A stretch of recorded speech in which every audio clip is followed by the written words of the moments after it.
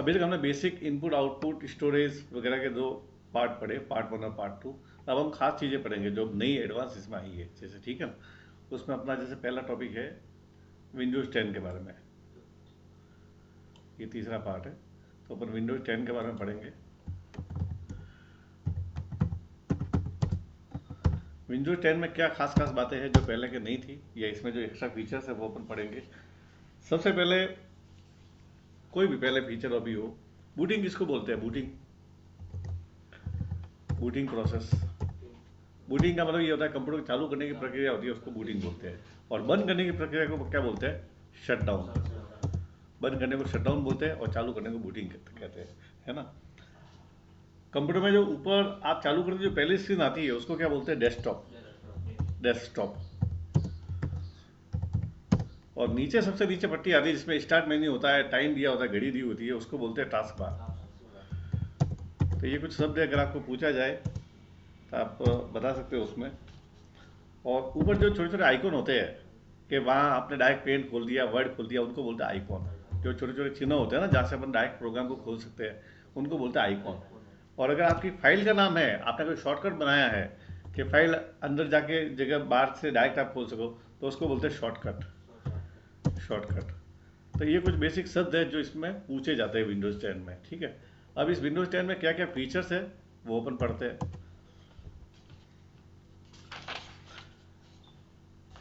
Windows 10 में एक चीज़ पूछा जाता है आजकल, कॉर्टाना। कॉर्टाना एक विंडोज 10 का एक फीचर है। कॉर्टाना क्या होता है? एक फीचर है, विंडोज 10 का फीचर है। ये एक क्या है? Customize voice activated personal assistant है। जैसे आप गूगल में बोल के कोई कमांड नहीं देते, आप बोलते हो तो गूगल आपकी बात सुन लेता है, तो वैसे ही वॉइस असिस्टेंट है। यानी आप कोई चीज़ बोल के भी उसको ढूंढ सकते हो या एक सर्च कर सकते हो। जैसे गूगल में सर्च करते हो ना, तो कोई भी आइटम विंडोज़ का चाहिए तो आप उसको सर्च कर सकते हो, ठीक है। तो इसे विंडोज 10 ऑपरेटिंग सिस्टम के साथ लॉन्च किया गया है। कोर्टाना को कॉन्फ़िगर करके सर्च बॉक्स की तरह इस्तेमाल किया जा सकता है ना। आप कोई भी चीज़ सर्च कर सकते हो, एक सर्च बॉक्स है।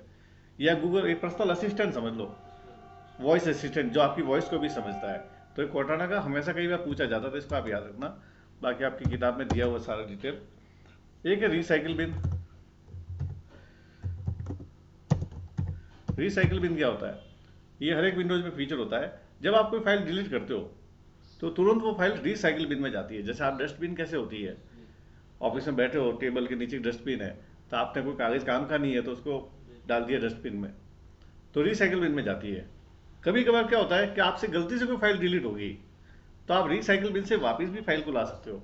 कई बार होता है कि मेरा इंपॉर्टेंट कागज यार चला गया, मिल नहीं रहा है, कहीं मैंने रब समझ के डस्टबिन में डाल दिया, तो मैं डस्टबिन को वापस ढूंढ सकता हूँ और उसमें से मेरे को मिल जाएगा।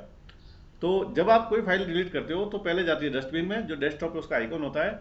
अगर कभी आपको लगे गलती बस कोई फाइल डिलीट हो गई है, तो डस्टबिन में जाके आप उसको वापस रीस्टोर कर सकते हो। रीस्टोर। डस्टबिन में जाके आपको क्या करना है, अगर पुनः वहां जाना है तो रीस्टोर। रीस्टोर उससे क्या होगा, वो पहले वाले लोकेशन पे पुनः चली जाएगी।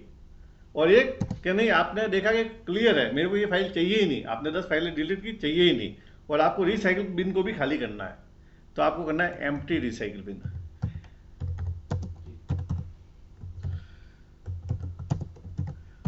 अब एम्प्टी रिसाइकिल बिन करने के बाद वो फाइल परमानेंट चली जाएगी। अब अगर आप चाहोगे तो भी आप उसको वापस नहीं ला सकते, समझ गए ना। उसके अलावा चौथा फीचर अपन देखते हैं, माइक्रोसॉफ्ट एज।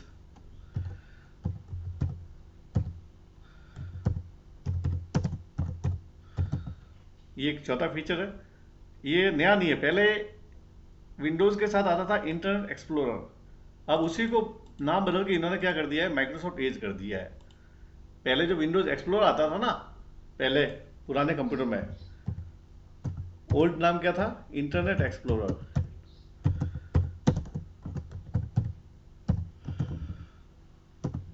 ठीक है। उसको कर दिया माइक्रोसॉफ्ट एज। अब इंटरनेट एक्सप्लोरर क्या था और माइक्रोसॉफ्ट एज क्या है? ये वेब ब्राउजर है। वेब ब्राउजर मतलब आप कोई वेबसाइट खोलनी हो ना, जैसे गूगल पे कैसे खोलते हो, गूगल क्रोम पे, तो वैसे इंटरनेट एक्सप्लोरर पे आप वेबसाइट का नाम देकर उसको खोल सकते हो। तो ये एक वेब ब्राउजर है। तो माइक्रोसॉफ्ट एज ये एक नया है, ये एक वेब ब्राउजर है। जैसे पहले विंडोज 7 8 में इंटरनेट एक्सप्लोरर होता था, उसकी जो इसी का नाम बदल के दे दिया माइक्रोसॉफ्ट एज। वेब ब्राउजर का मतलब होता है जहाँ पे आप वेबसाइट ढूंढ सको, वेबसाइट खोज सको। जैसे बस का वेट करने के लिए आपको कहाँ जाना पड़ेगा, बस स्टैंड पे जाना पड़ेगा, ट्रेन के लिए ट्रेन रेलवे स्टेशन पे।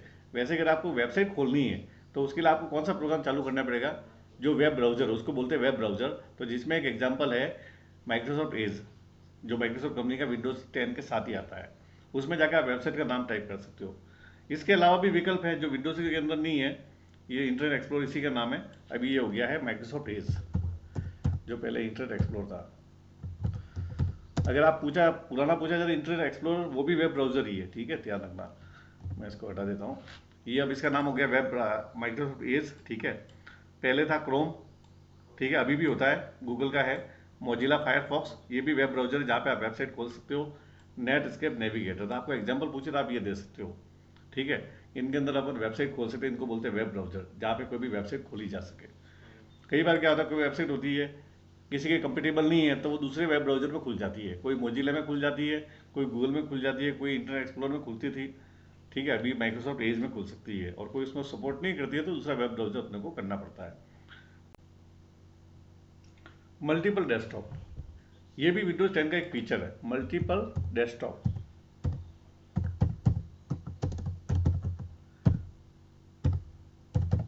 मल्टीपल डेस्कटॉप का मतलब जैसे अभी अपने विंडोज 7 में एक ही डेस्कटॉप होता है, आप स्टार्ट खोलते हो ना, कंप्यूटर चालू होते है, जो आपके सामने स्क्रीन आती है वो डेस्कटॉप है, वो आपके अनुसार कस्टमाइज होता है। तो इसमें आप एक के अलावा और भी डेस्कटॉप आप रख सकते हो अलग अलग कामों के लिए। कि आप ये वाला काम करो तो आपके सामने ये आइकॉन आना चाहिए, कोई दूसरा टॉपिक का काम करो तो ये वाला आइकॉन आना चाहिए। तो मल्टीपल डेस्कटॉप भी आप रख सकते हो, ताकि कार्य विशेष का जो भी काम है वो उस डेस्कटॉप को सामने रख के आप किया जा सकता है। मतलब उस पर उस प्रोग्राम संबंधी, उस प्रोजेक्ट संबंधी आपके पास आइकॉन होंगे, उनके शॉर्टकट लिंक्स होंगे। तो ऐसे मल्टीपल डेस्कटॉप का फीचर्स भी विंडोज़ 10 में दिया गया है, जो पहले 7-8 में नहीं था। पिन योर फेवरेट एप्स, ठीक है।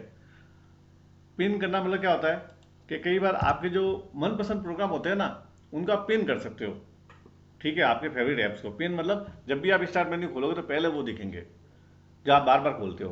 तो पिन कर दोगे तो पहले आपके सामने वो आएंगे, आपको ज़्यादा ढूंढने नहीं पड़ेंगे। तो आपके फेवरेट जो ऐप है या एप्लीकेशन है उनको आप पिन भी कर सकते हो, ये ऐसा विंडोज़ 10 में फीचर है। आप व्हाट्सएप में भी जैसे ऐसे कोई फ्रीक्वेंट कॉन्टैक्ट है ना, तो उनको पिन कर सकते हो, ताकि आप व्हाट्सएप पे बार बार होता है किसी को मैसेज भेज रहे हो, तो आपके जब भी व्हाट्सएप खोलोगे तो सबकी लिस्ट आएगी, उसमें जो पिन किए हुए 2-3 नंबर है वो सबसे पहले आएंगे। पिन करना मतलब उसको एक इंडिकेट करना कि ये मेरे को चाहिए चाहिए बार बार। तो ऐसे इसमें विंडोज 10 में भी ऐसा एक फीचर है। उसके अलावा विंडोज 10 में यूटिलिटी में कुछ ऑप्शंस आए हैं, ठीक है, जो काम के हैं, हर प्रोग्राम में काम आते हैं। उसमें से एक है math input panel. Math input panel में क्या होता है कि ये गणित संबंधी है, कोई भी प्रोग्राम हो उसमें गणित संबंधी कोई फॉर्मूला वगैरह सॉल्व करना हो तो ये मैथ इनपुट पैनल काम आता है। ये हाथ से लिखे हुए मैथ एक्सप्रेशन को भी पढ़ सकता है, ये इसका फीचर जो है। तो ये math expression math input panel है, ये भी विंडोज 10 का एक फीचर है। उसके अलावा एक फीचर पढ़ेंगे स्निपिंग टूल। ये पहले वाले विंडोज में भी होता है, 7 में भी होता है, इसमें भी है, बाकी ये है क्या वो आपको बताता हूँ। स्निपिंग टूल, स्निपिंग टूल क्या है कि आपके कंप्यूटर में जो भी चल रहा है, अगर आपको कोई इसको क्रॉप करके लेना है, जैसा आप स्क्रीनशॉट कैसे लेते हो वैसे उसको क्रॉप करके लेना है, तो स्निपिंग टूल से उसके ऊपर बाउंड्री बना के उसको सेव किया जा सकता है अलग से फोटो के रूप में, कि इतनी बड़ी स्क्रीन में इसमें ये वाली चीज़ मुझे चाहिए, तो उसको आप कवर कर सकते हो स्निपिंग टूल से। सेलेक्ट कैसे करते हैं पेंट में, और स्निपिंग टूल से उसको सेव कर सकते हो एक जगह पे, तो वो वाला फोटो या वो वाला जो भी आपने लिया है वो आपके कंप्यूटर में सेव हो जाएगा। तो उस टूल को कहते हैं स्निपिंग टूल। देखिए जैसे ये नीचे डेस्कटॉप पे दिया हुआ है ना, ये ऐसा होता है। अब जैसे अपन इसको ऐसे कर लिया सिलेक्ट, ये इस टाइप से आएगा आपके सामने, देखो इस टाइप की विंडो आएगी। फिर आपने इसको जैसे आपको ये चाहिए पर्टिकुलर, तो उसको आप घेरा बना लो, तो ये जो अपन ने लिया ना इसका एक अलग से फोटो बन जाएगा, जिसको आप भले सेव कर सकते हो कंप्यूटर में। ये सेव कर दिया, ठीक है, इसका आप नाम जो भी देना वो दे दो, ठीक है, मैं लिस्ट नाम से सेव कर देता हूँ। तो ये लिस्ट नाम से ये वाला फोटो सेव हो गया। आप समझ गए ना स्निपिंग टूल, मतलब आपको जो चाहिए पर्टिकुलर एरिया उसको एक सेव कर देगा अलग से ही कस्टमाइज, उसी को घेरा बना के, तो वो स्निपिंग टूल है। फिर इसको बंद कर देते हैं। तो स्निपिंग टूल का फीचर्स भी विंडोज में होता है, ये स्निपिंग टूल है। उसके अलावा 10 में एक फीचर है विंडोज मोबिलिटी सेंटर।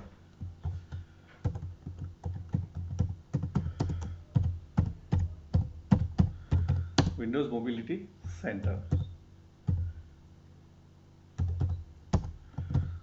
अब इसमें क्या है, इसमें अब एक ही जगह विंडोज में डाल दी है कि अगर आपको कोई भी कंप्यूटर की कस्टमाइज करना हो तो उस सारे फीचर उसमें से हो जाएंगे। क्या क्या होंगे, जैसे अगर आपको ब्राइटनेस सेट करनी है तो वो भी इसमें ऑप्शन है।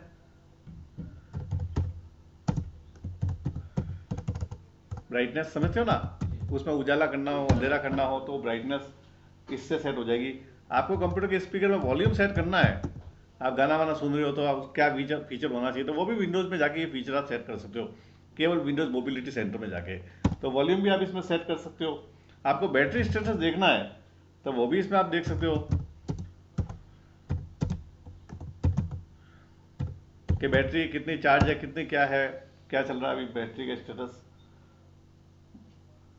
ठीक है, वायरलेस नेटवर्क के बारे में देखना हो, वाईफाई नेटवर्क होता है ना कि कौन कौन से इसमें कनेक्टर जुड़े हुए, आपने जैसे वाईफाई किया तो मोबाइल में पकड़ेगा ना वाईफाई, तो वो वायरलेस स्टेटस क्या है, नेटवर्क पकड़ रहा है, किसका पकड़ रहा है, ठीक है, कनेक्टिविटी हो रही है नहीं हो रही है, तो वो भी आप इसमें देख सकते हो।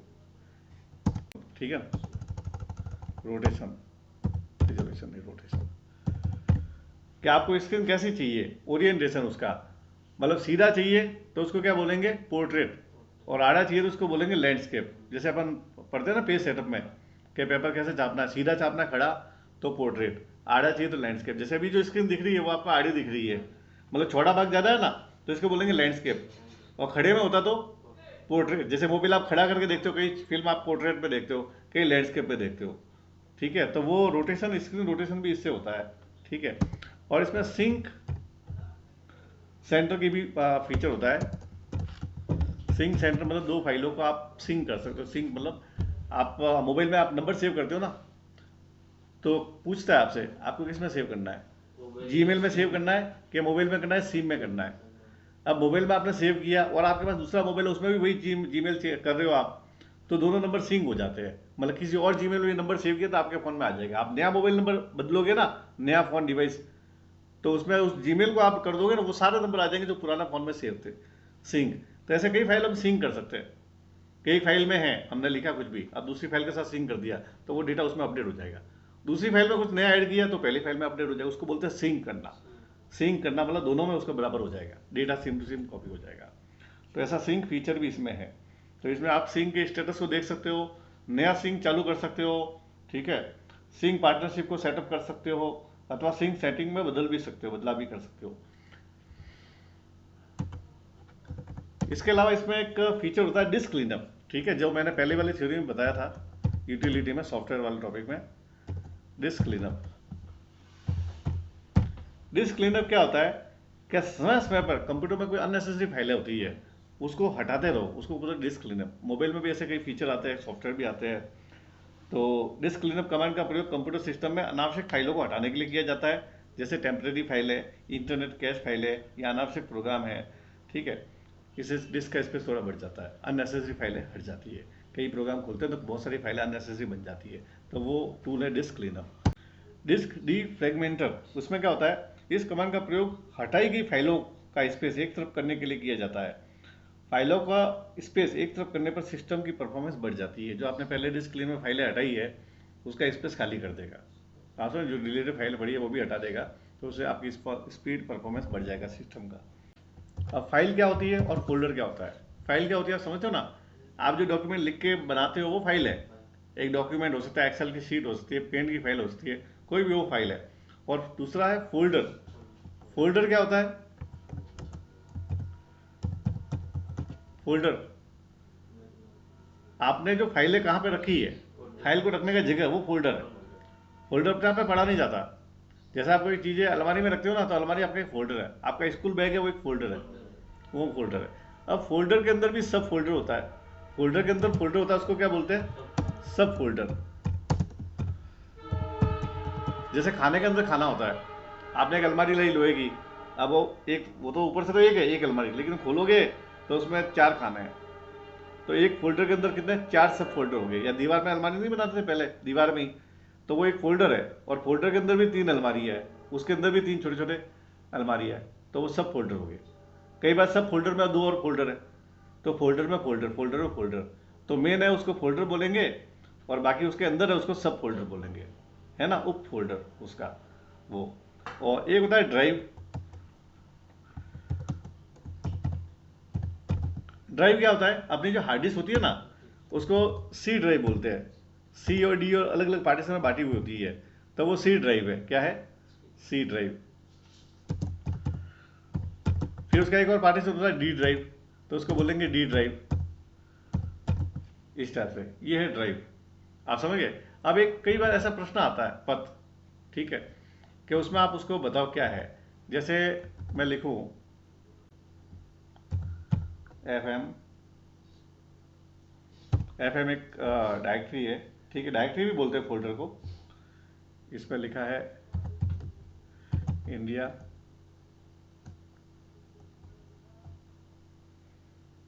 और इसमें राम डॉट डी ओ सी एक्स ये फाइल है। अब जैसे ये एक परिपथ दिया है, पथ दिया है, ठीक है। अब इसमें मेन क्या है, ड्राइव क्या है पता है? ये डी है, ये ड्राइव है। क्या है? डी। कि कंप्यूटर के सी और डी पार्टीशन है, तो डी पार्टीशन में ये फाइल पड़ी है। आप जब माई कंप्यूटर खोलते हो पता था सी और डी में, कहता डी में सेव करना है, सी में सेव करना है, तो डी एक ड्राइव का नाम है। समझ गए? डी एक ड्राइव का नाम है, ठीक है। उसके अलावा एफ एम जो है ना, एफ एम वो क्या है? वो मेन फोल्डर है, रूट फोल्डर इसको बोल सकते हैं। क्या बोल सकते हैं? या टॉप लेवल फोल्डर बोल सकते हैं, टॉप लेवल। हाँ, अच्छा जीएम हो गया। एफएम, एफएम जो है वो टॉप लेवल फोल्डर, फोल्डर कि सबसे डी के अंदर डायरेक्ट फोल्डर कौन सा है? डी डायरेक्ट किसको पहुंचाने का? एफएम को पहुंचाएगा। एफएम के अंदर फिर क्या है? इंडिया नाम का एक फोल्डर है, तो ये हो गया सब फोल्डर। इंडिया क्या हो गया? सब फोल्डर। इंडिया जो है वो सब फोल्डर, मतलब फोल्डर का फोल्डर, उप फोल्डर, ठीक है। इसको फोल्डर भी बोल सकते हो और इसको डायरेक्टरी भी बोल सकते हो, ये भी आप जान रखो। इसको डायरेक्टरी भी बोल सकते हो। तो मेन डायरेक्टरी उसके, इसको क्या बोलेंगे? Root directory.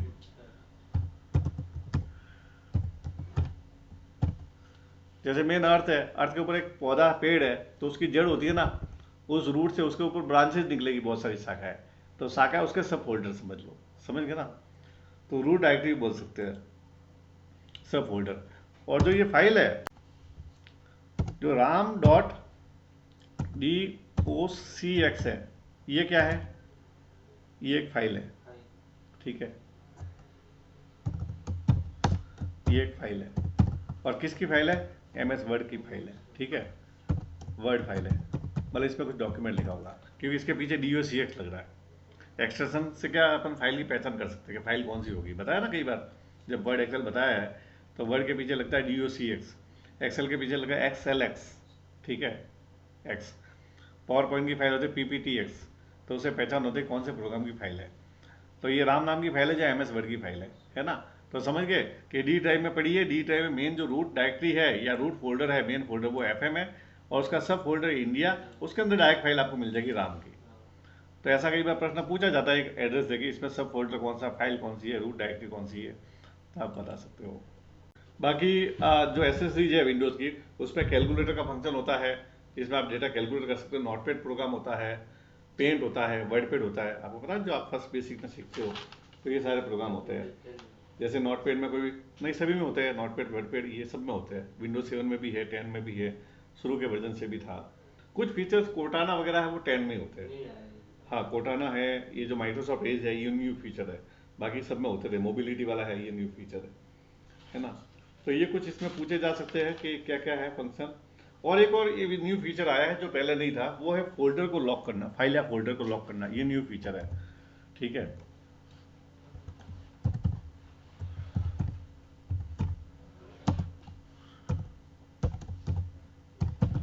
फाइल और फोल्डर,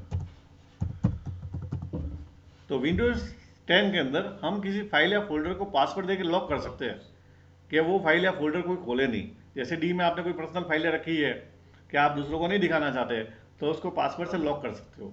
या कोई आपकी फाइल है, उसको सेटिंग में जाके पासवर्ड से लॉक कर सकते हो। तो ये भी फीचर विंडोज 10 में दिया हुआ है, जो दूसरे में नहीं था वर्जन में। तो ये भी नया फीचर है। और इसमें हम कोई भी विंडोज में ये फीचर था, इसमें भी पढ़ेंगे अपन। आपको कोई सीडी रिकॉर्ड करनी हो तो उसको बोलते हैं बर्निंग, ठीक है। सीडी राइट सीडी हो या डीवीडी हो, कहता है ना सीडी बनानी है, डीवीडी बनानी है इसकी, तो सीडी या डीवीडी होती है, उसको रिकॉर्ड करने को बोलते हैं राइटिंग या बर्निंग।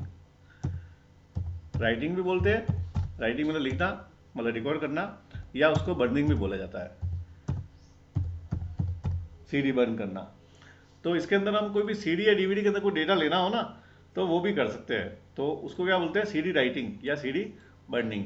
डीवीडी है तो डीवीडी राइटिंग या डीवीडी बर्निंग। बर्न होता है ना, बर्न शब्द ऐसे होता है जलना, लेकिन वो सीडी बन जाती है, उसे सीडी बनाने के लिए बर्न का उपयोग किया जाता है, बर्न या सीडी राइटिंग, ठीक है ना। तो ये याद रखना, या इसका मतलब सीडी को राइट करना है ना। कि कोई पूछे कि भाई सीडी बनाने को क्या बोलते हैं कंप्यूटर में, तो सीडी राइटिंग या CD burning.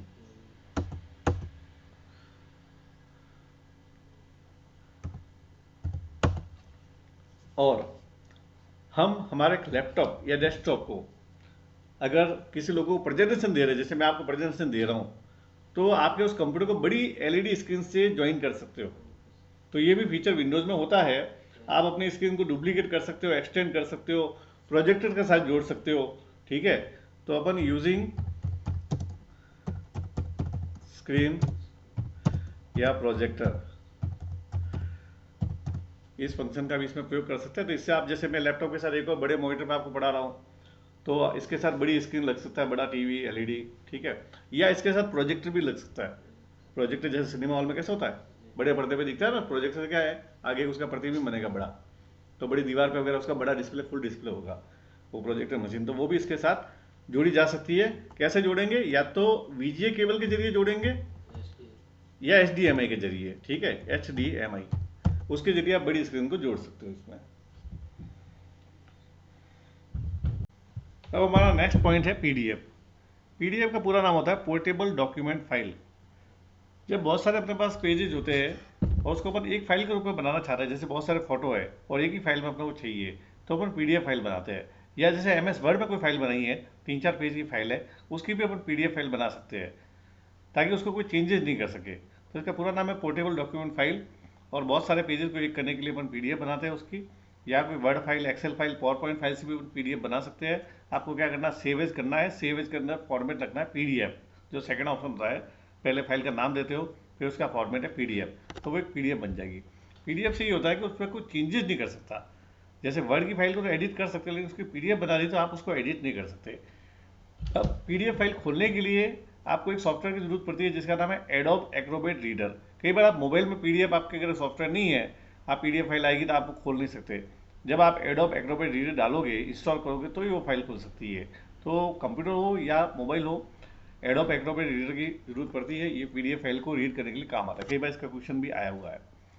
Next 19 number point है कि कंप्यूटर से मोबाइल में डेटा अगर ट्रांसफर करना है, या मोबाइल से कंप्यूटर में डेटा ट्रांसफर करना है, तो अपन कैसे करेंगे। तो उसके लिए यूएसबी केबल लगती है। यूएसबी केबल वही एक केबल है जो आप एंड्रॉयड फ़ोन को चार्ज के लिए यूज़ करते हो, जो चार्जर में कनेक्ट होती है, डिस्कनेक्ट होती है, उसको आप एक सीधा मोबाइल में लगाते हो, एक सीधा चार्जर में लगाते हो, वही यूएसबी केबल है। यूएसबी का पूरा नाम है यूनिवर्सल सीरियल बस। इस यूएसबी का केबल का इस्तेमाल करके आप मोबाइल से कंप्यूटर के अंदर यूएसबी लगा के मोबाइल का डेटा कंप्यूटर में ट्रांसफर कर सकते हो। या कंप्यूटर से अगर कोई डाटा आपको चाहिए, डेटा, फोटो, वीडियो, तो आपके मोबाइल में भी ले सकते हो। तो यूएसबी केबल का उपयोग करके आप डेटा ट्रांसफर कर सकते हो। और लास्ट पॉइंट अपने आज के वीडियो का है स्कैन फाइल और फोल्डर।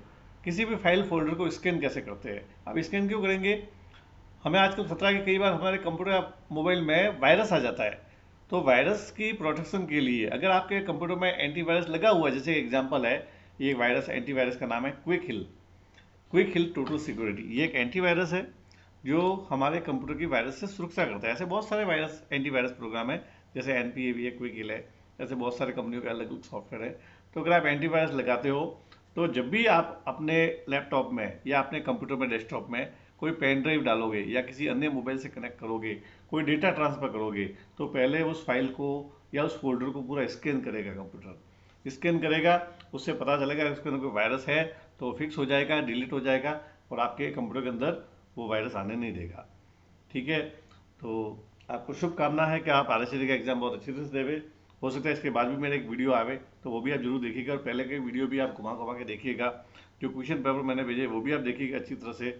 जो आपके असेसमेंट के टाइम में मैंने बहुत अच्छे से वीडियो बनाए हैं, जैसे कि वायरस का है, ई मित्र का है, इंटरनेट का है, तो वो भी आप देखिएगा, उसमें से भी क्वेश्चन 100% आएंगे आएंगे। ठीक है, इसके साथ थैंक यू वेरी मच।